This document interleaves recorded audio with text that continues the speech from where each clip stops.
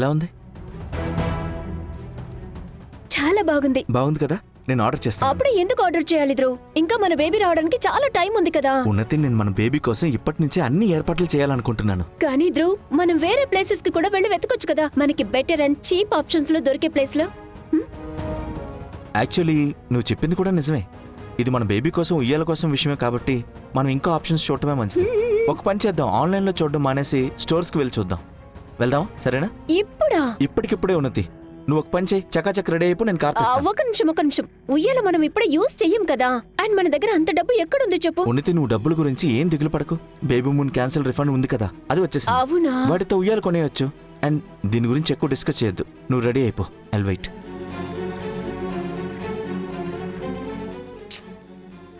ధ్రువ్ ఎలా చెప్తే అలా చేయడమే మంచిది, లేదంటే తనకి కూడా నా మీద అనుమానం వచ్చేస్తుంది.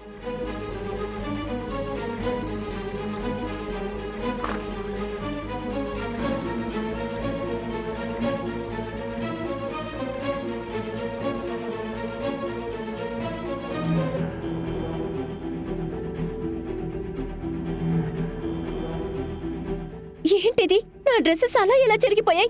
ఇవి బాగానే ఉండాలి కదా.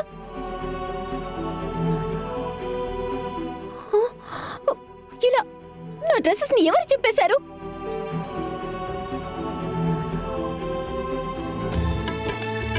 అలాగే పంతులు గారు, మీరు జస్ట్ చెప్పండి నేను ఎన్ని క్యారెక్టర్ స్టోన్ తీసుకోవాలో, నేను మీకు డబ్బులు ట్రాన్స్ఫర్ చేస్తాను.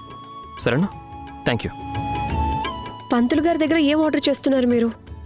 ప్రసాదమా లేక పాపుల డిస్కౌంట్ ప్యాకేజా? Moon stone. పంతులు గారు చెప్పారు మూన్ స్టోన్ పెట్టుకుంటే నా కోపం కంట్రోల్ అవుతుందంట.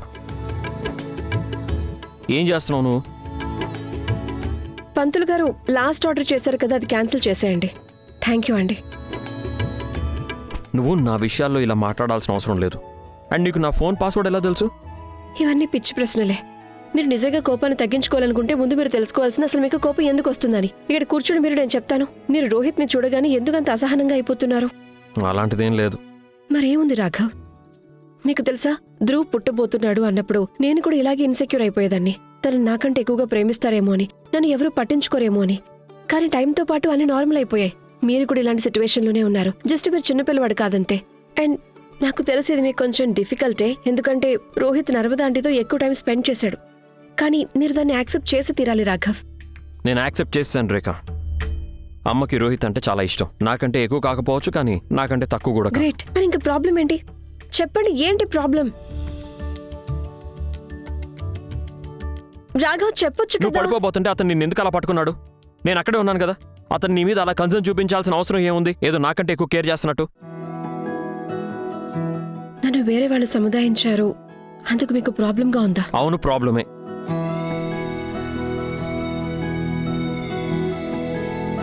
నేను నీ హస్బెండ్ని. నిన్ను జాగ్రత్తగా చూసుకునే బాధ్యత నా మీద మాత్రమే ఉంటుంది.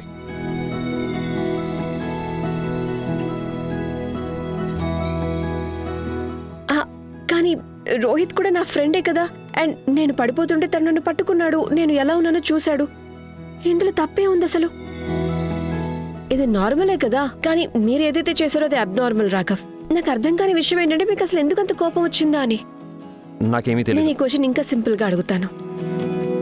వేరే ఎవరు నా గురించి కేర్ తీసుకున్నారు, మీరు అక్కడే ఉన్నారు, అందుకే మీరు ఫీల్ అయ్యారు కదా. చాలా ఆపురేఖ, నేనేం చిన్నపిల్లోని కాదు. కానీ మీరు చేసే పనులన్నీ చిన్నపిల్లలవే కదా.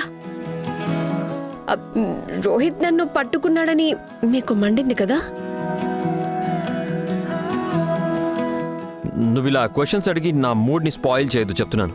నేను ఆఫీస్కి వెళ్ళాలి. రాఘవ్ ఈ ప్రశ్న నుంచి నేను తప్పించుకుంటున్నాను. దేని నుంచి తప్పించుకోవట్లేదు. నువ్వు అర్థం లేని ప్రశ్నలు అడుగుతున్నావు. అయినా నువ్వు నా మూన్ స్టోన్ ఆర్డర్ ఎందుకు క్యాన్సిల్ చేసావు? ఇప్పుడు నేను మళ్ళీ ఆయనకి కాల్ చేసి ఆర్డర్ చెప్పాలి, అది కూడా ఆఫీస్కి వెళ్ళి. అక్కడైతే ఎవరు నా ఫోన్ లాక్కోలేరు కదా.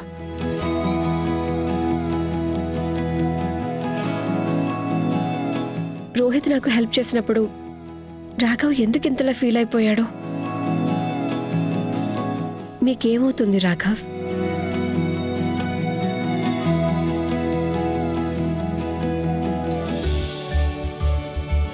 నర్మదాంటీ, మీకోసం జ్యూస్. నువ్వు చాలా కరెక్ట్ టైంకి వచ్చావు. చూడు, నీ ఖరీదైన కూరగాయల స్టోరీనే చూస్తున్నాను. చాలా మంచి స్టోరీ. ఈ స్టోరీ ఏమీ అంత బాగాలేదులేండి. అయినా నిజం చెప్పాలంటే నేను చాలా రోజుల నుంచి వెయిట్ చేస్తున్నాను నాకు ఒక పెద్ద స్టోరీ చేతికి చిక్కాలని. ఇంకా నాకేమనిపిస్తుందంటే నీ పర్సనల్ లైఫ్ స్టోరీలోనే చాలా చిక్కుముళ్ళున్నాయి. ఒకవేళ అది సాల్వ్ అయితే అప్పుడు నిన్ను ఈ టీవీలో వచ్చే స్టోరీ అంతా ఇబ్బంది పెట్టదేమో. నా పర్సనల్ లైఫ్లో ఏం చిక్కుముడులున్నాయి? రాఘవ్, తను నిన్న రాత్రి నా గదిలోకి వచ్చాడు. నీ గురించి చాలా మంచి మంచి విషయాలు మాట్లాడాడు. కానీ పొద్దున్న ఇంత చిన్న విషయానికి ఎంత కోప్పడిపోయాడు. ఇంతకీ అసలు వాడి మనసులో ఏముందో నాకైతే అర్థం కావడం లేదు. నేను కూడా ఈరోజు ఆయన కళ్ళలోకి సూటిగా చూస్తూ ఇదే ప్రశ్న అడిగాను, కానీ ఆయన ఏం సమాధానం చెప్పలేదు. నాకు తెలిసి తను నీకు త్వరలోనే సమాధానం చెప్తాడు. ఏం సమాధానం? నర్మదా ఆంటీ, మీకు తెలిసి బహుశా నాకు తెలియదంటూ ఏదైనా ఉందా? సమాధానం తనది. తనే చెప్తే బాగుంటుంది కదా.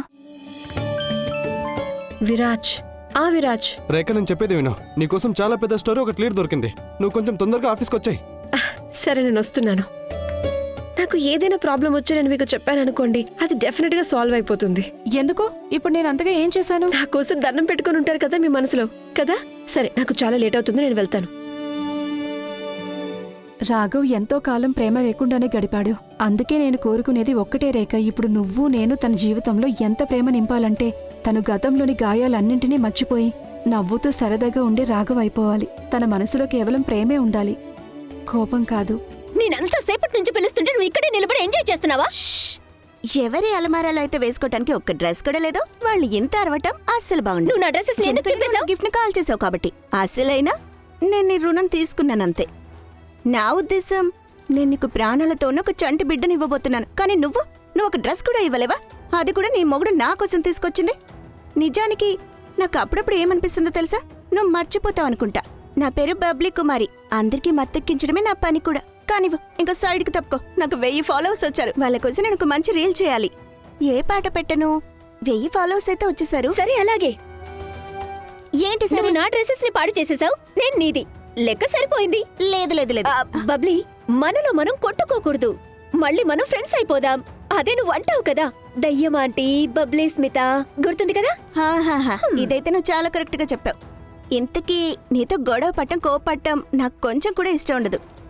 అందుకే ఒక పంచేద్దాం. నువ్వు తొందరగా నాకు ఒక 10 డ్రెస్సులు కొనిపెట్టేసాయి. ఆ తర్వాత ఈ విషయం ఇక్కడితో ముగిసిపోతుంది. 10 డ్రెస్లా? నీకేమైనా మతిపోయిందా ఏంటి? నేను ఒక్కటే పాడు చేసేసాను, సో ఒక్కటే లేదు, కొంటాను. లేదు, నాకు మొత్తం 10కి 10 డ్రెస్సులు కావాలంతే. ఒక్క డ్రెస్ కూడా తగ్గకూడదు. ఎందుకంటే నువ్వు ఏదైతే డ్రెస్ కాల్ చేసావో అది డ్రెస్ కాదు, నాకు వచ్చిన గిఫ్ట్.